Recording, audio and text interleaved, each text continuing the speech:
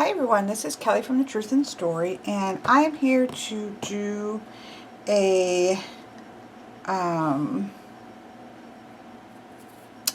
walkthrough of the Ethereal Visions Illuminated Tarot deck by Matt Hughes.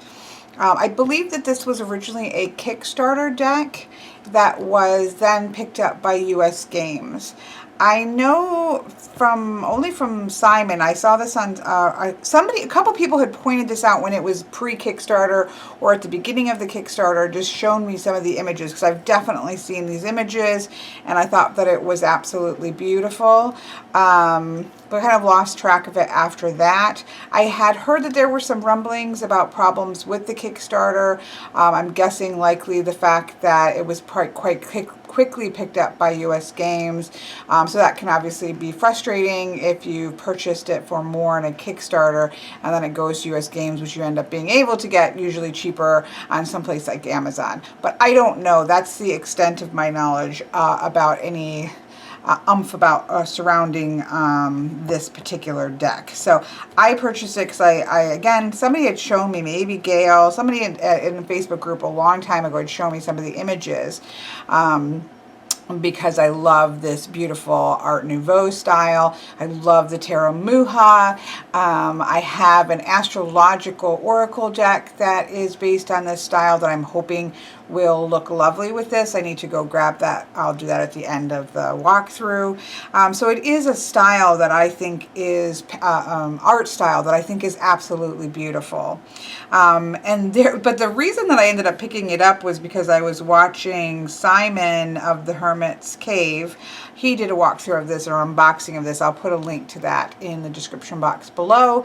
But there are two extra major arcana cards, and one of them is the Well, and I just fell in love with it. My very first tarot deck was the Llewellyn Tarot, and the Temperance card, I think it's the Temperance card in that, I should pull that as well, is Keeper of the Well. And I absolutely have always just been in love with that card. And so when I saw that Well card, I'm like, oh, I just want the deck even just for that card. So that's that. See, I know that people say how Kelly made me do it in terms of deck purchases, but the same thing happens to me. So Simon made me do it. So it comes in a really nice box. I really love that US Games and other more mass-produced decks creators or manufacturers are really upping the game just in terms of the boxes and things like that, because if you have enough decks, they need to be kept nicely in a box so that you can stack them on the shelf or however you store them without crunching the box and damaging the card. So I'm a fan of that. I know I get sometimes comments like, who cares about the box? Some people do care about the box. I do care about the box. It's not a game changer for me. I won't not get a deck based off of its box. It's not a game changer, but it is a plus that I enjoy, and this feels like a really nice turn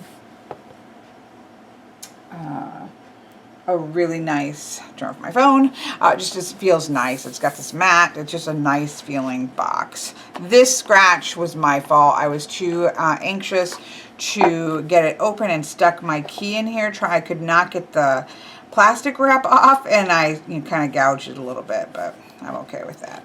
I can live with it. It's got like a dark green on the inside of both of them. And so on the back it says Ethereal Visions Illuminated Tarot Deck.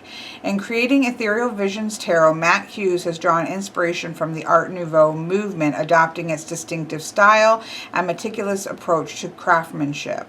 The artist has also created 2 additional cards to supplement the traditional major arcana. Every detailed image in the 80-card deck is hand-drawn and colored. Each deck is illuminated with a gold foil stamping to elegant effect. Includes a 48-page booklet. So, box, lovely. 2 thumbs up to US Games for the box. I believe the Kickstarter box is like a dark blue. I don't think that the cardstock or anything is any different from what I understand. Again, correct me if I'm wrong in the comments, but I know that I've seen the Kickstarter box, and it's like a blue box. And so I know it's not, the box is different, but I believe the cardstock may be the same. It comes with a little white book. I have already looked at this. It's, you know, it really is just a basic little white book. It is nothing, in my opinion, to write home about. It gives you some basic meanings if you have no clue what the meanings are, but I don't think this is a guidebook that if you have any basis in tarot reading that you're going to go to. It doesn't speak to the cards or the images on the cards. It's just a little white book. Of course, that's to be expected very often with, you know, Los Scarabeo and even US Games, if they're just going to have a little white book. That's just their standard. Now, I haven't shuffled this yet, so we'll try that at the end. It feels like US Game cardstock. I don't have an issue with US Game cardstock. I actually like US Games. I like Los Scarabeo cardstock. I sometimes like Llewellyn cardstock, depending on what cardstock we're talking about. But in general, I'm a fan of US Games cardstock for usage. It works well. It holds up well. I don't have any issue with that.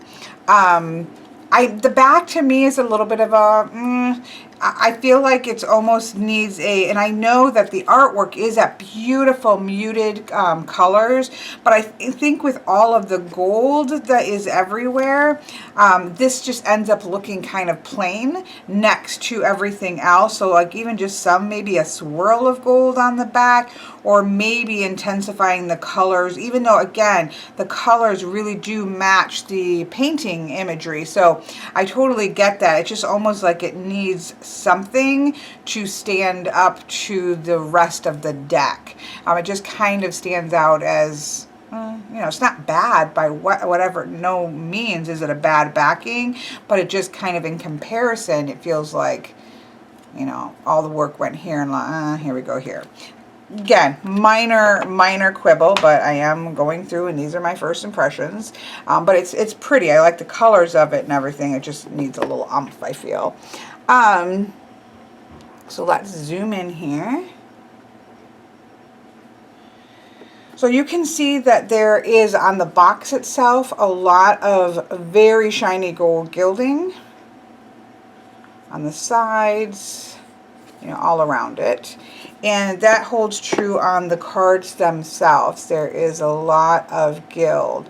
I would just personally have wished it was a little less shiny.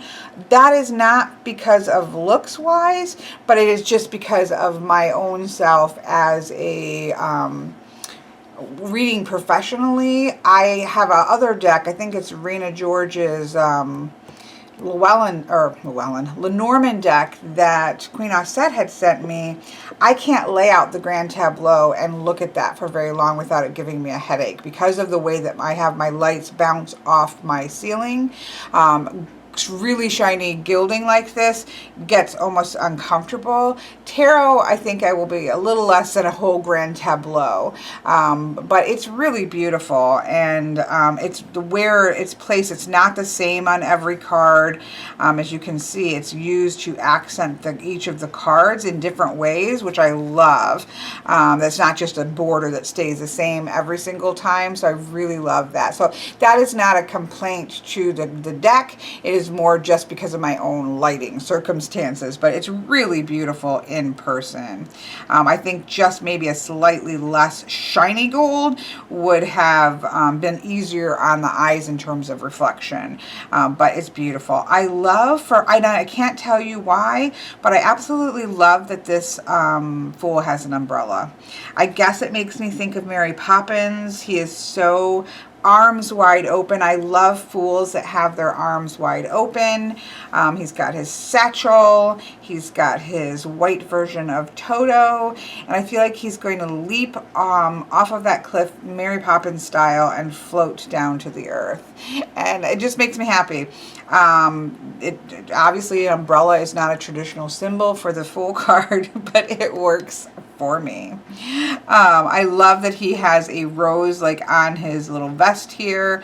You know, this is, oh, I should stop and say, this is a very Rider-Waite-Smith influence deck. We'll see, there's a couple things that I quite like that they're not, it's not exact. Whereas like the Tarot Muha is for me one of the, if you just don't like the imagery of the Rider-Waite-Smith and you like the style of Art Nouveau, I do think that Tarot Muha is a, you know, almost perfect rendition of the Rider-Waite-Smith, minus the creepy Judgment card. However, I do have issues with the cardstock, which I normally love with Los Scarabeo, but mine has chipped up really badly. It's probably my only deck that I feel like has chipped to the point where I don't find it looks good to work with. This does seem to deviate some, but it is very heavily based on the Rider-Waite-Smith. Which I knew when I bought it, but I didn't care because I wanted to get it. So yeah, the Fool. Here we have the Magician, very young Magician. I don't know, when I think of look at him, I think of like a young Harry Houdini. It definitely has more of the sense of the Magician as a sort of a young magic practitioner here, very youthful. This is Art Nouveau style. You're going to see young, but I also really like some of the depictions of older men in here as well, but it is going to be lots of beautiful Caucasian people. It is Art Nouveau, but he looks quite young, but it's somebody who is early on tapping into their power. So at least he doesn't have a porn stash. I think she's beautiful. I love the gold relief on the moon. I love the scroll work. I love the pillars that you see in the gold here. I love that the book itself, its cover has that gold gilding.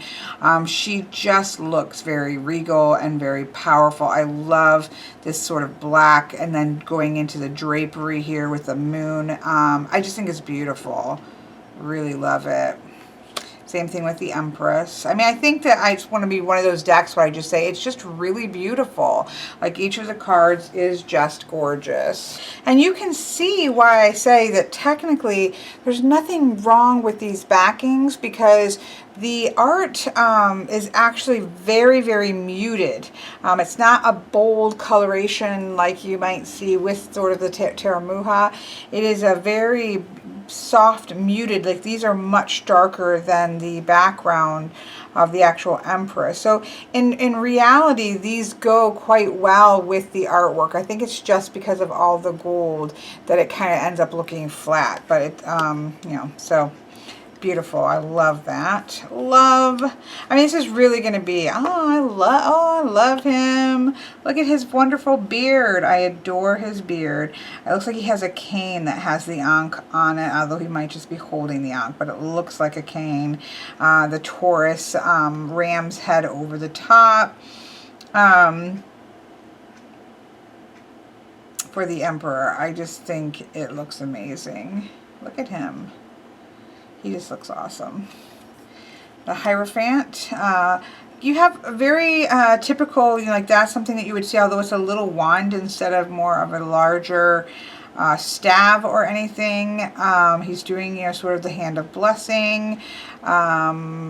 He feels less though like a pope or something, and maybe even a little bit more like a Jewish rabbi or something. It's kind of a mix between the two of them. I quite like him. I like the beard. Here we have the Lovers. This is sweet and beautiful, and it makes you think of Romeo and Juliet or something like that. I do like to have three very clear symbols. Like I do like to have an angel and the two people, or a guy and two women that he's choosing from. I do like this idea of the higher self, the subconscious self, and the conscious self, and more of an idea of making a decision in alignment with all those things. But I mean, it's the Lovers, and it's beautiful. I really like the Chariot. My birth card is the Chariot. I'm not often a big fan of Chariot cards. They often, especially if they're Rider-Waite-Smith base, they tend to look like these, you know, very heavy cubes that are just sitting there. This one does have a sense of motion, and you do get a sense of almost like Hermes energy. I don't know. I do like this. I feel like you feel like these are in motion and in movement, and I quite like it. Absolutely beautiful. I do wonder where her nipple is, but the things we wonder about. I feel like in other ones we see it looks more than less flattened out, like flat like that, but it's beautiful. It's so gorgeous. It's the weird things that you think of. Now I know it. Now I have to check and see on the other star card maybe. Stunning. I mean, it's stunning. I love the skeleton here. I love the lantern here. I love the hermit. It's just beautiful. I really love this card. Absolutely love the Wheel of Fortune. I'm, again, not usually a big fan of Wheel of Fortune artwork. This is gorgeous.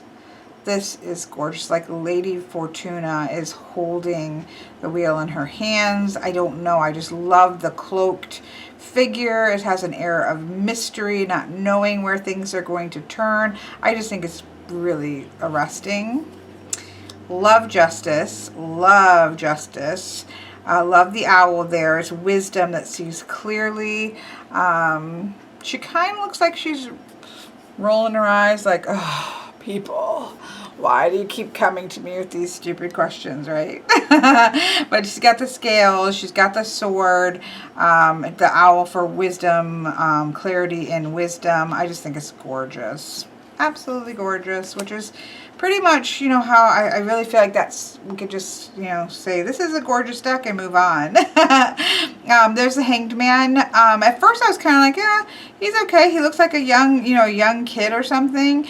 And then I think my friend Bart pointed out that he really liked the way that he was holding the rope, and that is pretty cool. I do like that. Kind of definitely puts highlights the choice that is involved here, which is of course different than some of the older hanged men where they were literally being hanged as being traitors. This is more of a contemplative, placing oneself in that position for a new perspective. Absolutely stunning death card. I mean, look, he's so amazing. And then you have somebody who's weeping over here because no matter what, transformation is difficult, whether it's death or whether you see it as transformation. Either way, these are difficult processes. And I love the single flower over here. This gold ring thing just kind of makes me think about perhaps the sun coming behind. I don't know. Whatever the detail work is, I just think it's very arresting. It like catches your attention like, whoa. She is beautiful. I love her gold wings. I don't know how well you can look at that. I mean, those are gold wings, and it's just stunning. It's stunning. I also really love this devil card. I should probably have been doing this with these so you could see the amount of gold on things, but I really love it. It has a very pan energy.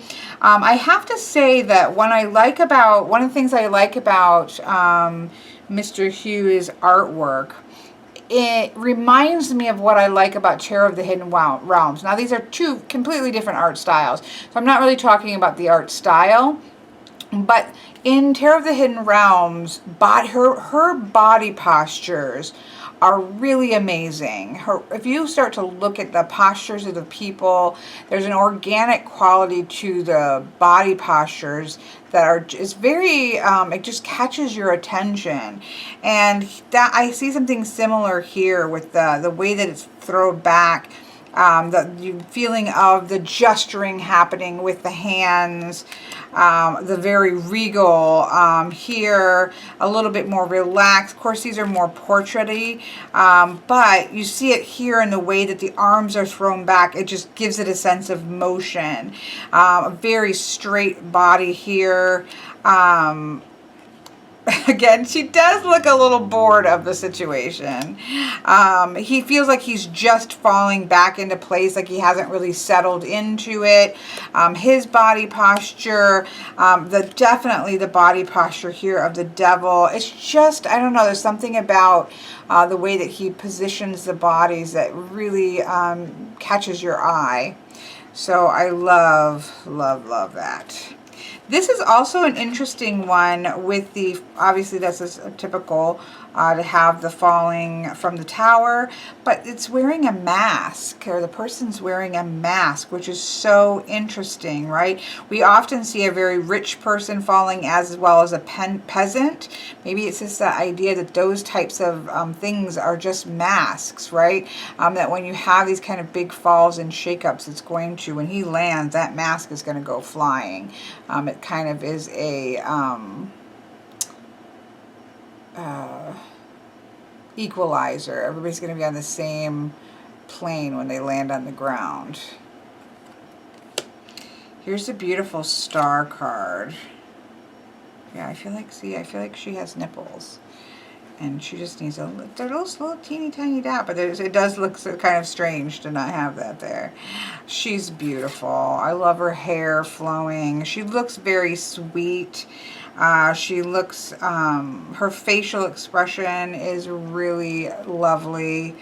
And again, these are just beautiful. This is to the style of Art Nouveau. And so, yes, there are lots of very sweet and beautiful women in the artistry. Look at how gorgeous those stars are. Those are not actually gilded, I don't think. No, they're not, but they are stunning in person. I think this is one of those decks that we'll never really be able to kind of really see what it looks like until you have it in hand. Love the sun. It does have a face in the sun, but it's not obnoxious. And look, it's of course a beautiful woman because it's Art Nouveau instead of a naked baby. So I'll take it. It's just beautiful. I love the face of the woman in the Judgment card, because you can look at this as the person who's rising up and going into another existence. You could look at it as the angel that you traditionally see. You could see this as goddess energy. There's a lot of different ways you could take that. I think it's really beautiful. You know, you can actually see the physical body being left behind here, which I think is really gorgeous. It's just a beautiful deck. And then the World card. You still have the 4 where you have the angel and the bull and the eagle and the lion here. I also like that it almost feels like a tree shape with the way that the gold is. It's just beautiful. It's just beautiful. It's beautiful. It's beautiful. It's beautiful.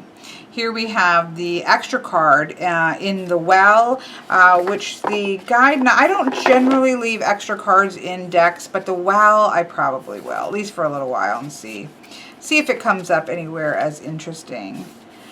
This is astrologically corresponds to Gaia. It also is, the well is a birthplace of ideas, inspiration, and transformation. All things are birthed from this creatrix, and knowledge flows freely to those who seek it. So it is that idea of sort of the well of creation and creativity. And then there is an artist card. I feel like this covers creativity and creation, so I don't personally feel this is the vessel of creation. So obviously this is pouring the energy out, and this one is actually taking it and working with it. So that is different. I just really love this one, and I don't normally leave extras, so I don't know if I'll leave them both in or just leave the well. For right now, I'll try them in there. So then that brings us to the court cards. It kind of goes backwards in the way that they're doing these that come this way. But here's the king. Again, I like his face. You have a little bit of a feel of like, you know, 70s or something in his hair, but it's not to the degree in which it feels like porn stashy. I like his face. I like his flowing locks. And she's beautiful, the Queen of Cups. It's just a beautiful deck, and that's what this art style is. It's just really lovely. I love all of the detail work on his armor. He has fish on his armor. We don't see the horse, but he has almost like a chess piece horse in his armor on the side here. It's just really beautiful. And I love the pages in this deck. They're all female. But there's, again, something about their body postures that that interest me. I'm going to hold that aside and look at them all together. The cups, or the aces, are what I would think of as sort of atypical Rider-Waite aces. Beautifully done. Beautifully rendered. I love the Two of Cups. I think the Three of Cups is beautiful. Again, I love the gold. This is actually gilding with the plant life here. And they look like they're singing or something, all singing together. Not such a raucous, rowdy group of maidens as you sometimes get. Like, say, I know I adore the Tarot of Darkness and Light, but those Three of Cups ladies are kind of being a little much more raucous, where this has got a sweetness to it that, you know, goes with the deck. Then we have the Four of Cups. Again, the minors do have the gold as well, in different ways depending on the card. I like him because he looks like he's meditating. You know, I don't really like the boredom aspect of Four of Cups and Rider-Waite Smith, but to me, he just looks like he's meditating. So I really like that. Again, love this body posture. I love the way he's kind of squatting. I love the positions of his arms. It just reminds me of how much I love Tarot of the Hidden Realms body postures. Love this. I mean, how sweet are these? How sweet is this? I don't know if it's a little girl and a boy, or if it's two little boys. It doesn't really matter. They're just so sweet. It is definitely a deck of loveliness and sweetness. But interesting, look at this Seven of Cups with this dragon, again with the masks and holding a skull. Being careful of the dangers of putting your energy towards illusions rather than towards true dreams, or putting them in the direction that's going to be helpful, I suppose. I really like that. I've never seen a Seven of Cups looking like that. Absolutely love the Eight of Cups. I guess my only quibble would be that I would love for the person to actually be starting on the journey, but you know, it starts with a thought, right? And it looks like he's contemplating, okay, I'm just going to sit here for a second, but I'm going to continue on. But I think it's beautiful. He's definitely, you know, you normally see that guy looking all self-satisfied, and you definitely get that sense with this guy here. He's quite satisfied with life. And I think this is so sweet. You know, you do generally see a family. He looks like he's paused from working all buff and handsome in the field and come to have a moment with his wife and baby. So you do have a very typical, but there is an intimacy about this one that you don't see sometimes. You know, they're just kind of standing there and there's a Rainbow of Cups, and you often see them from behind with Ten of Cups in the Rider-Waite Smith style. Whereas there is an intimacy about this that I think is, again, very sweet. That brings us to the Pentacles. Again, I love the kings here. They're all bearded, except for one. I don't really like the King of Wands as much, but I love this guy. And look at her. She just looks she looks like she's contemplating. I like the ram on her cloak. There's just little details. You can see that their outfits match each other. I'm guessing same coloration. It's again fish around the neck. I mean, he's a very handsome young man, middle-aged man, I guess.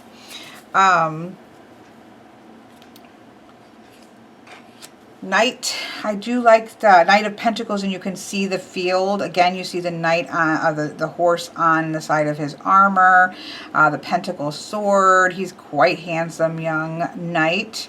I really like the way that the gold goes into thinner kind of scroll work at the bottom. It's just lovely. Look at her. I love her. She's very introspective. Very introspective. I really do love the pages. And I do like the aces. Again, they're just beautifully done. You know, aces. They're atypical aces. You've got clouds and kind of cloudy feeling and hands holding random objects, but they're just beautifully done. Love, again, the body posture here. I just love this Two of Pentacles. And it's not like it's anything like, whoa, what's it doing? Like she's balancing two things and she's standing on her foot and there's waves behind her. But I love this card. I really do. And there's red hair. There's a lot of red hair in this one. Again, kind of a typical Three of Pentacles. They're going to work together to figure things out and learn their trade, so to speak. Love this Four of Pentacles.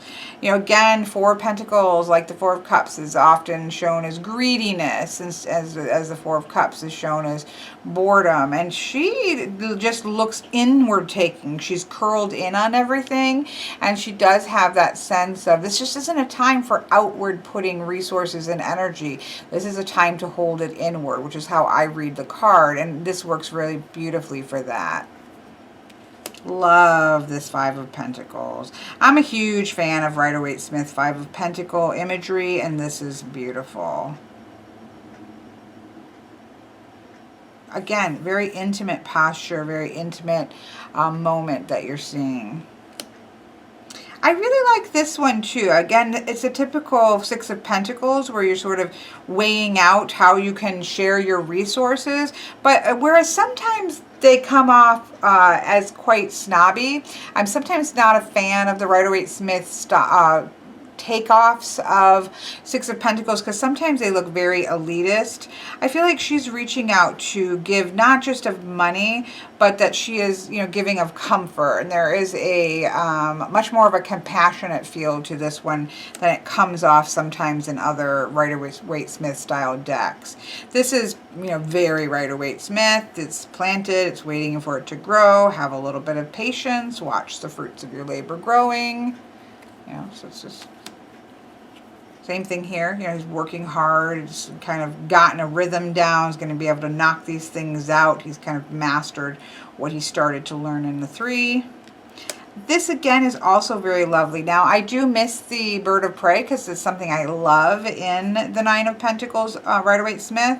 And I love seeing how people render that, but she's so beautiful. I love the flow of her fabric and her dress. I love all of the hair in this.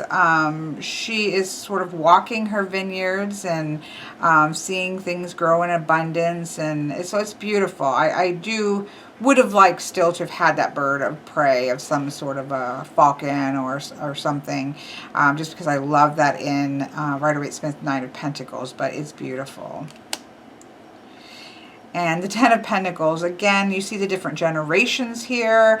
I love that little touch here where he's got his hand on the dog's head. They've been together for many, many a year. So it's just little touches like that make you feel like you're in, even though it's a beautiful, beautiful world, right? But you'd feel almost like you're kind of spying on somebody in a casual moment. Love this King of Swords. Like, look at his eyebrows. He's very intense. The way that he's holding this sword is extremely intense. Now, obviously, he would not be able to, like, fight this way, but he's not really in that part right now where he's needing to fight. He's just holding and showing the seat of his power. So I think it's a little bit of a strange position to be holding a sword, and I feel like his thumb should be on the other side if he was grasping something.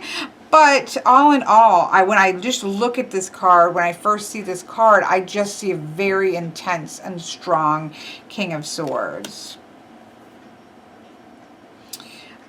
Beautiful. All of the queens definitely are inward looking, I think. If we pulled them out, I feel like they're all looking down or looking inward. And I quite like that energy, yin and yang, kind of inward versus outward facing. So I think that's really beautiful. I think this is the first knight actually on the horse, and he is, you know, almost looks like a she, though. I can believe that that might be a Knight of Swords that is a she.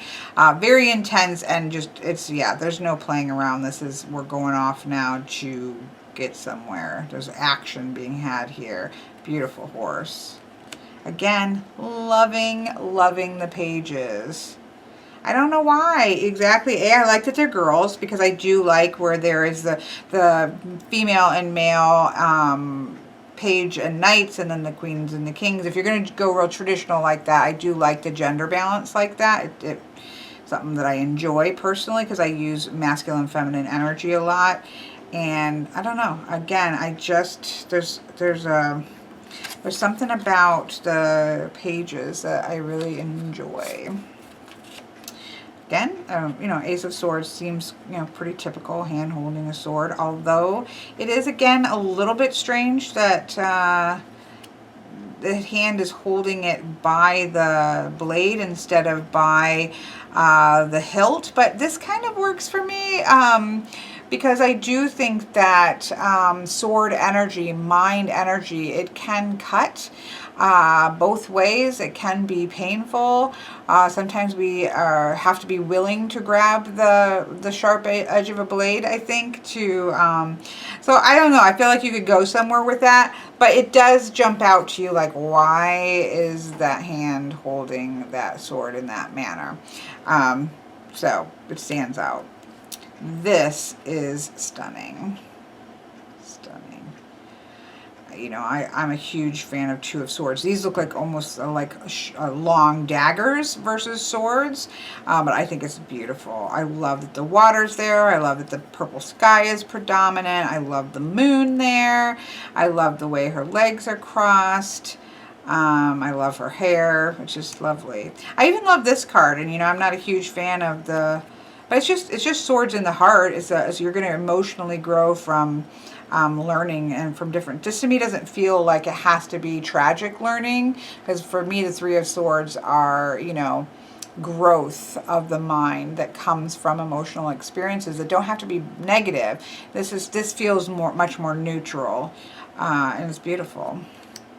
Very interesting Four of Swords. You almost look like, you feel like you're looking into a knight that has been frozen in like a cryogenic chamber. That's the first thing that came to my mind. Like, you know, when you get on the alien ship and you kind of get the ice away and you see, oh my goodness, it's a knight of yore. But it looks very reflective and stepped aside and taking that moment. So it works. Five of Swords. I do like this because you have, again, the typical Five of Swords for Rider-Waite-Smith. There has been a battle won, and the question can be at what cost. But he looks like he's really considering things. This is the suit of the mind, and he really looks like he is stopping to think about things and think about how this chaotic energy here, and this might be not worth the cost, and maybe I need to do things a little bit better. I need to go off somewhere else. So I do like how he's thinking. Pretty typical Six of Swords, off to new horizons. Again, typical stealing thief here. I do, again, like this kind of gender neutral. It almost looks like she's a girl who has disguised herself as a boy and is running off with the swords. Like she's just been on this grand adventure, and she is going to even the playing field of a battle that's about to come. And her father, the king, has said, no, just stay in the castle. We'll take care of things. And she dons her brother's clothes and runs out and steals the swords to turn the tide of battle. This is what comes in my head. Lovely. I do think it's kind of funny that the masks These are just picky things, right? Because I have a weird brain. The mask on the Two of Swords and the Three of Swords almost looks shaped like, you know, like sleeping masks where they're kind of cut out like that versus just wrapped around the face. But it's quite lovely. She doesn't look tied very tightly. Like, she can get out of this if she needs to. This isn't going to be too hard for her to get out of the situation. She's put herself in this situation. It does look slightly bondagey the way that the ropes are, but I think this is really beautiful. I don't see the Nine of Swords just as a nightmare card. For me, it's high mental energy, and that can be fears exaggerated, dreams exaggerated, all kinds of things exaggerated. But I do think that this is really beautiful, and I do think that no matter what, the Nine of Swords energy can be very overwhelming, and I think she looks overwhelmed. I love the detail of these stars in the corners and the roses on her blanket. You know, you all know me. I'm not a fan of Rider-Waite-Smith 10 of Swords, but this is a typical Rider-Waite's 10 of Swords. I do like that he's actually, looks like he's still pulling himself forward, like he's going to slip into this healing water and contemplate all he has learned. And be fine, because he's learned so much. So again, it's just, this is no fault of the creator. This is a Rider-Waite-Smith deck, and that is a Rider-Waite-Smith image. And I knew that going into it. He's my least favorite of the kings. I don't know. He just doesn't feel very kingly to me. A little bit of a baby face, maybe. I don't know. I like his posture. I like his clothing. So it's, I mean, it's just, he's not my favorite. I like all the beards in the kings, but that's not everybody wants to wear a beard. Not every guy wants to. I think she's awesome. I feel like her, kind of this outer coat here is pretty awesome. I love the lions and then the cat that you typically will see with the Queen of Wands. That makes sense. We have the two active masculine suits of fire and air on the horses, and the more receptive energy of the knights of water and earth not on their horses. So that makes sense and sets that energies apart as well. He definitely looks like he is off to conquer new worlds, and that horse is quite intense. Again, I'm really a fan of the pages. Really a fan of the pages. I like their clothes. I like their boots. I like their hair. It's just lovely. This is probably my favorite of the aces. I like all the twisty energy and the flowers and the castle in the distance. It's got a very lovely, sweet fairy tale feel to this deck, which is I'm not opposed to. Here we have a little bit of a different Two of Wands, right? They're both kind of up. One, though, is kind of scanning, is like, okay, making his plans, like, what am I going to do? How am I going to manage these things? Where he's like, okay, I've already done my stuff. I'm standing here all confident and looks to be naked underneath a robe, but I'm going to stand here confident in all my glory that I have done what I can do, and now I simply have to wait for things to roll back in. I quite like this. I'm intrigued by this girl in the middle here, again with the body posture. I'm sorry, I've ended up picking these up, but I like kind of trying to show you a little bit of the gold. You know, it's a place to sit and take a rest and to celebrate where you are, but it's not a place that you're staying. And I get that sense. I don't know, I quite like her. I'm not entirely sure what she's doing or why, but I do get that sense that she isn't just going to stay here, that there's further down the road to go. Very typical Five of Wands. I quite like him. He's quite strong looking, very handsome, very chiseled jawed, there's a sense of arrogance here. I feel like there's a bit of a warning here to celebrate your victories, but don't get too big of a head. Seven of Wands, again, pretty typical, standing his ground against all odds. I like that he doesn't look like he's overly big or buff like a knight or something, but he's still willing to stand his ground. Very typical Eight of Wands. I'm actually not. I know a lot of people are like, you know, it's kind of a cop-out to just stick these 8 Wands here. I also don't see the Eight of Wands so much as swiftness as well as standing confidently and solid so that you can grab hold of opportunities when they come. But I'm actually not opposed to the traditional Eight of Wands flying by. But compared to some of the other ones, it's kind of like, but it's the Eight of Wands and the Rider-Waite-Smith, so it makes sense. Same thing here, a fairly typical, the bandage, and he's kind of going to hold his ground here. I do like her. I feel like she's a woman of the people, and she is just doing what needs to be done. Like, I don't feel like she's like, because I don't see the Ten of Wands as that being weighed down all the way to the ground where you can't move or being broken by the weight around you. She's just doing what needs to be done. She's putting one foot in front of the other. Is it a bit of a heavy task? Yes, but she's doing what she's got to do. I like her. And there you have it. It's a beautiful deck. I mean, there are all kinds of decks out there in the world that are modern or trendy, or not trendy, I don't mean that in a negative sense, but modern or doing something new or edgy. And, you know, there's all kinds of decks out there doing different things. And I think it's okay. Oh, there goes a candle. I think it's okay to just be beautiful. This is a very workable, beautiful deck. I enjoyed going through it. I enjoy the body postures. There is a sense of joy about these cards. There is a sense of sweetness about these cards that I think are really beautiful. Oh my goodness. I am shuffling very poorly. The cardstock, these are a bit large. Let's see if I'm wrong. They feel a little bit larger, maybe, but maybe not. Grab a...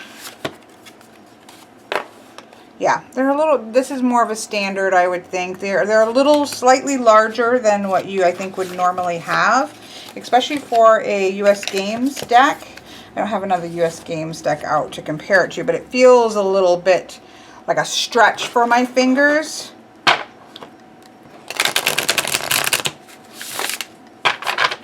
I don't think I could bridge it. I know, there are some people that horrifies them to watch me do this.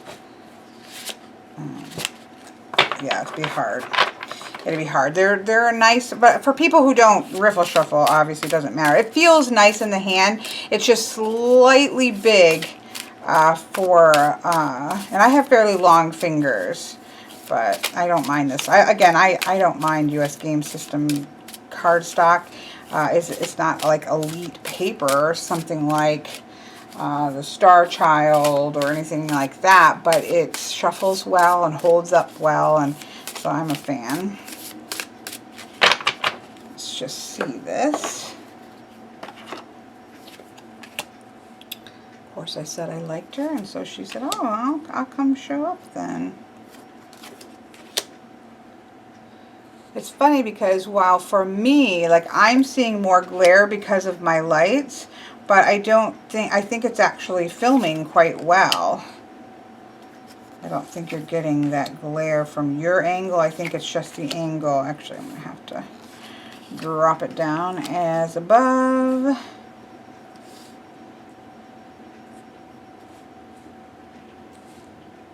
Yeah, because this is slightly bigger.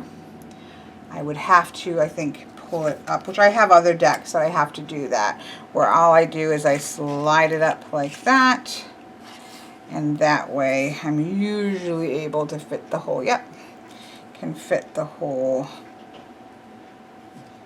thing here.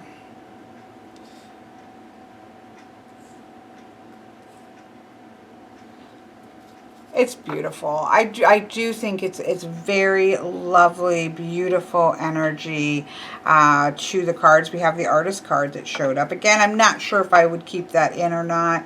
I love this style of painting. I think it is really lovely. It reminds me of like a book of fairy tale things.